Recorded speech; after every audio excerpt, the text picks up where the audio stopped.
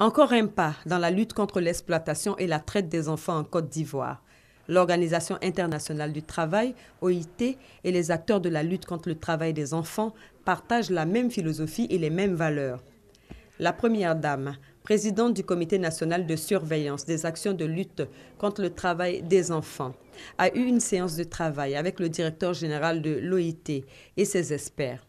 Au centre des échanges, le fait que les populations ne comprennent pas que l'on confère le statut d'enfant travailleur à des enfants scolarisés qui, en dehors des heures d'école, exécutent dans le cadre familial des activités qui ne mettent pas en péril leur santé et leur assiduité scolaire.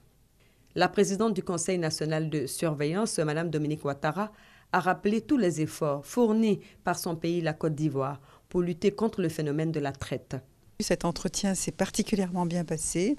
Monsieur Guy Ryder a été sensible à notre plaidoyer concernant les enfants de paysans et nous avons convenu de faire une liste de travaux légers, dits socialisants, que nous allons pouvoir faire pour que les enfants des paysans et les autres, les enfants qui vont à l'école, puissent faire sans être comptabilisés comme enfants victimes.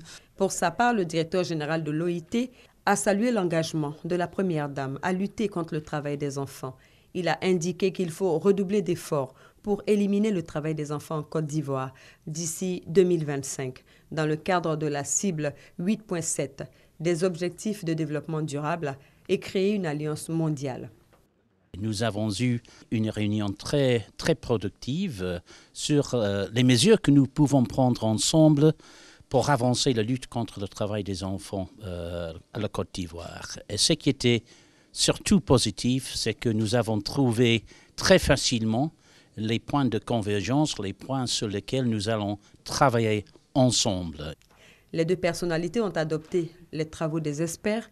Il s'agit entre autres de l'introduction de la notion de travail léger pour les enfants de 13 à 15 ans dans la législation nationale et utiliser également cette notion dans le cadre de la mesure statistique. L'OIT s'est engagé à fournir une assistance technique à la Côte d'Ivoire dans le cadre du processus de révision des travaux dangereux interdits aux enfants de moins de 18 ans.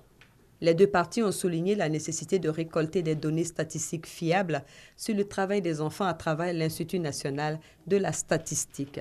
Soulignons que la présidente du Comité national de surveillance était accompagnée du ministre de l'Emploi et de la Protection sociale, Dosso Moussa, du directeur général du Conseil Café Cacao, d'un représentant du patronat et d'un représentant des travailleurs.